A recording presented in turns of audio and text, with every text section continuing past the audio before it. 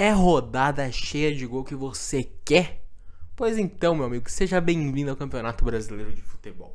Eu sou o Marcos, esse é o Fute. E vamos falar de Brasileirão, né, meus amigos? Que não tem nada melhor nessa vida do que falar de Campeonato Brasileiro. E assim, foi uma rodada aí, está sendo uma rodada que ainda tá rolando o jogo. E tem jogo hoje, né, amanhã, no caso hoje que tá saindo esse vídeo, que Corinthians e Juventude vão se enfrentar ainda hoje. E está sendo uma rodada muito maluca, cheia de gols, resultados imprevisíveis. Bora falar um pouco disso. Tem São Paulo vencendo mais uma no Morumbi. Tem Palmeiras conseguindo uma vitória suada e até um pouco polêmica contra o Ceará. O Santos ganhando do Cruzeiro lá em Minas. Vamos falar disso tudo. Não esquece de se inscrever no Alfute, deixar seu like. E bom, meus queridos, esta é a 19ª rodada do campeonato. Então aí a gente pode finalmente falar que a gente tá na metade do campeonato. Tem muitos times, eu sei, é verdade, com jogos a menos, mas logo logo isso se resolve aí com os campeonatos de formato de Copa chegando às fases decisivas, ali chegando, avançando no mata-mata. Os times vão ficando com o calendário um pouco mais tranquilo e logo logo esses jogos atrasados vão se resolver. E dentre esses jogos que a gente teve no fim de semana, vou começar falando sobre o jogo do São Paulo, que enfrentou Vitória no Morumbi nesse sábado e levou assim uma vitória com certa tranquilidade de 2-0. Eu tava muito apreensivo, porque eu queria muito entender como que o São Paulo ia reagir, né, à derrota. Porque a derrota aqui do fim do meio de semana. Porque a gente vinha ali o São Paulo vinha de um período de 5 vitórias seguidas, sabe? E aí você perder logo num jogo decisivo ali, com uma eliminação do jeito que foi, com expulsão polêmica e tudo mais que a gente falou semana passada, você carrega o emocional, né? É um negócio que pesa um pouco, pô. E eu fiquei um pouco apreensivo, mas assim, parabéns para todos os jogadores, para a comissão técnica, porque olha, o trabalho psicológico do São Paulo está em dia, porque o time não sentiu absolutamente nada. Parece que não tinha acontecido nada no meio da semana. O time entrou e jogando muito bem, jogando correto, sabendo o que tem que fazer, procurando ali, fazendo tabelas e tal. O Vitória até teve algumas chances aqui e ali, mas no geral o São Paulo controlou o jogo, principalmente na primeira metade do primeiro tempo e ali grande parte, uns 70%, 80% do segundo tempo. Então o São Paulo tá de parabéns. Foi uma vitória assim construída na base do merecimento, assim, realmente, quem viu o jogo sabe que o São Paulo mereceu ganhar. E o que mais empolga, na minha opinião, é ver o São Paulo desenvolver as jogadas, saber o que fazer. A forma como o São Paulo troca os passes, ali naquele estilo de movimentação rápida e tal, sempre tendo alguém ali pra fazer a marcação, e se a bola é roubada no ataque, sempre ter a orientação de já ter alguém passando, sabe? Acho que tem boas notícias no quesito individual também, né? O Marcos Antônio tá jogando uma barbaridade. O Bobadilla tá chegando sempre ali pra finalizar. Tá fazendo seus golzinhos. Já tem o seu segundo gol nesse Campeonato Brasileiro. E tá crescendo muito, muito com o Crespo. E tem sido, assim, fenomenal, sabe? O Ferreirinha não foi tão falado, mas eu achei que ele fez uma boa partida. E pra mim, o que foi as 3 melhores notícias que foram Rodriguinho. Pra mim, talvez o melhor em campo ali junto com o Ferrarese. Jogou muita bola. Ele sabia fazer a movimentação pro ataque fluir. Conseguia fazer passes pra colocar os atacantes ali numa posição de finalizar, sabe? Movimento de jogo, cara. Ele tem essa intensidade ali, sabe? Pra fazer o meio fluir. Ele sabe driblar, ele sabe trazer velocidade pro jogo. Tô gostando muito do Rodriguinho. Nossa, que notícia boa tá sendo esse cara. Principalmente com o Oscar machucado, Lucas voltando agora. Pra mim, o outro ponto positivo, número 2, a gente fica com o lateral Mike.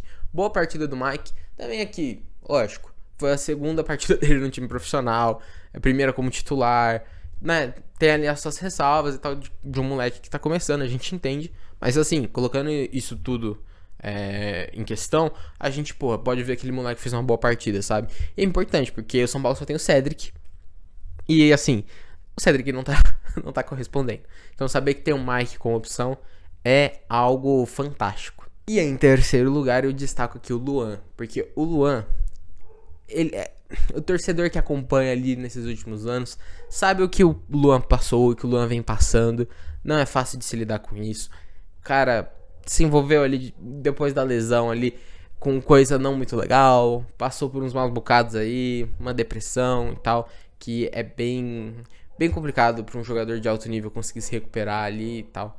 Então, ver que ele tá conseguindo dar a volta por cima na carreira dele, cara, e pra quem gosta dele, que ama, sempre declara que ama o São Paulo Futebol Clube, cara, é algo fantástico, assim, de verdade. É de brilhar o olho e falar, pô, esse é o nosso moleque que deu o nosso Paulistão de 2021 pra nós, com o Crespo.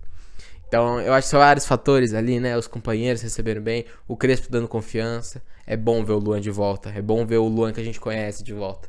E ele entrou muito bem no jogo. Eu acho que é uma boa notícia pro São Paulo, que tá ganhando mais um reforço ali no meio campo, que tava escanteado até ontem ali e hoje fez uma grande partida contra o Vitória. Eu acho que cada vez mais ele vai se tornando uma opção ali pro meio campo, principalmente naqueles momentos, né, que o São Paulo vai ganhando, precisa de um reforço ali pra marcação no meio campo, até porque às vezes o Marcos Antônio e o Bobadilha podem cansar e tal, então o cara entra inteiraço e é bom demais. Vai ser bom pro São Paulo, bom resultado pro São Paulo, que tá subindo na tabela, hein, tá pegando elevador e tá subindo. Enquanto isso, Vitória vinha ali de alguns jogos sem perder, mas ainda tá se encontrando com o Carille. Acho que o Romarinho é um bom reforço pros caras. Vale a pena ficar de olho, hein? E neste domingo também tivemos o Palmeiras vencendo o Ceará no Allianz Parque. Num jogo que teve um primeiro tempo sonolento, que, nossa senhora, assim, realmente foi bem difícil de se assistir esse jogo. Eu mesmo ali dei umas boas pescadas. Mas ali o segundo tempo já foi mais animado. O Ceará voltou e com tudo foi pra cima e conseguiu um gol com menos de 10 minutos do primeiro tempo. Um gol que fez o Palmeiras se ligar todos os sinais de alerta, né? Porque tava toda aquela coisa de entender como é que o Palmeiras também ia lidar com a eliminação, né? No caso do Palmeiras sendo pro maior rival, Corinthians, que torna tudo um pouco pior. O clima lá não tá legal. A torcida não tá no seu melhor momento ali com o Abel. Então, as coisas estavam bem tensas ali no Allianz Parque. E eu achei que precisou de um empurrãozinho. Mas o Palmeiras conseguiu dar uma resposta.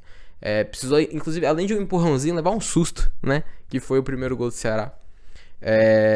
Mas assim, depois do gol, eu senti que o Palmeiras... Foi um empurrãozinho que o Palmeiras precisava para conseguir avançar o time, começar a criar mais oportunidades. O Vitor Roque, mais uma vez, fez uma boa partida. Eu achei que ele era a luz que estava sendo no ataque do Palmeiras. Ele conseguia ali naquelas jogadas bem do estilo dele ali, de sair, pegar a bola, tentar fazer uns dribles curtos e tal, pra conseguir sair, tentar criar alguma oportunidade ali perto do gol.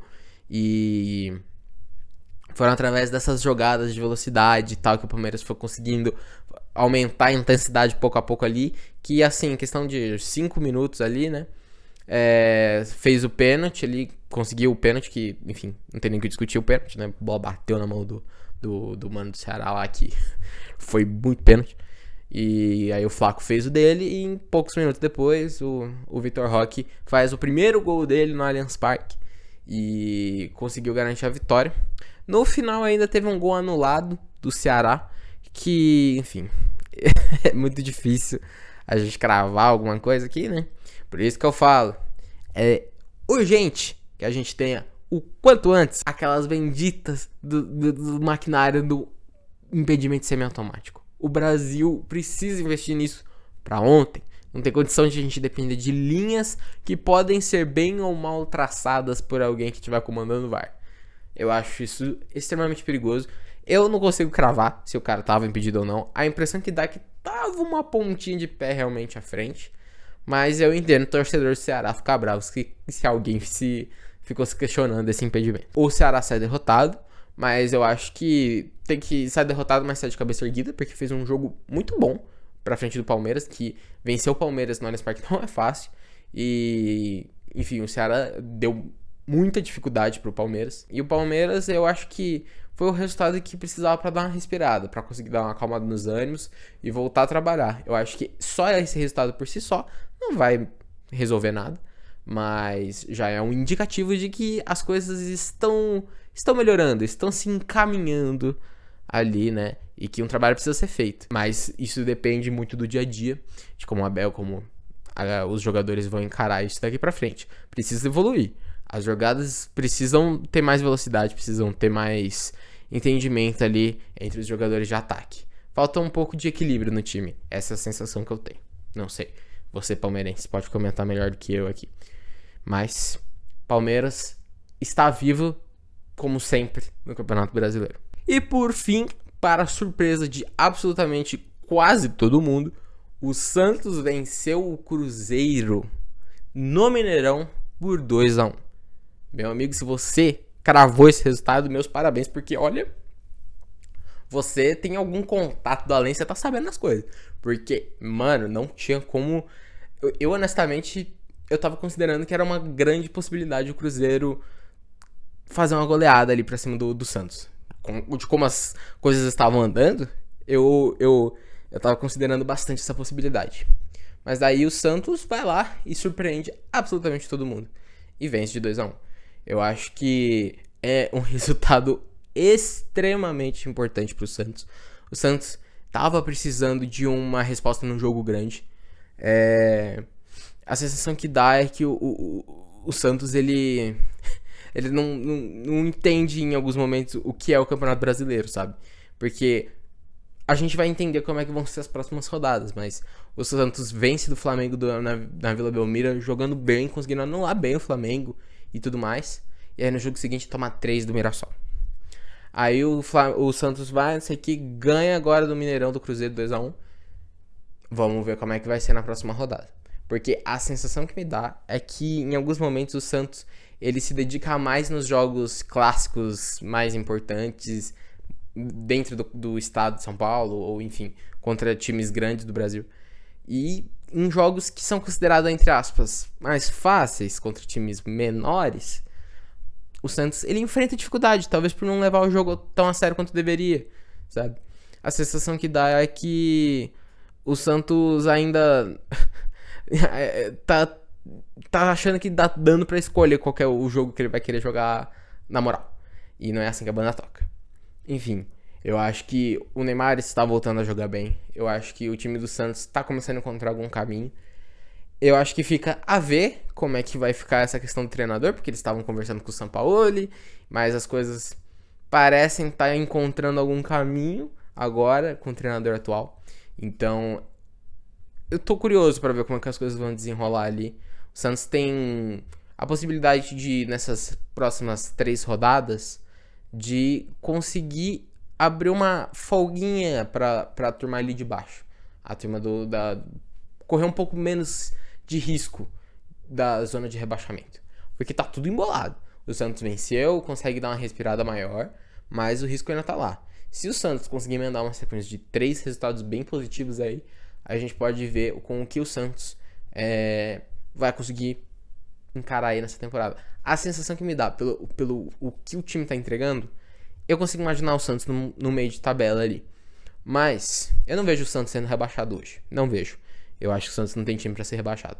Mas o futebol é muito dinâmico. Já diziam os clássicos, os grandes do jornalismo esportivo. Então, é ficar atento. É entender o que o Santos vai propor aí pra gente. Enfim, um fim de semana de resultados muito malucos. A gente teve o Bahia 3, Fluminense 3, o Flamengo ganhando suado do Mirassol de 2-1. Muita coisa aconteceu. E muita coisa ainda pode acontecer quando esse vídeo já tiver saído ou depois que esse vídeo sair. Então, vamos aguardar mais grandes novidades. Mas foi uma ótima rodada de Brasileirão pra gente encerrar aí esse primeiro turno com chave de ouro. E vamos por mais, né?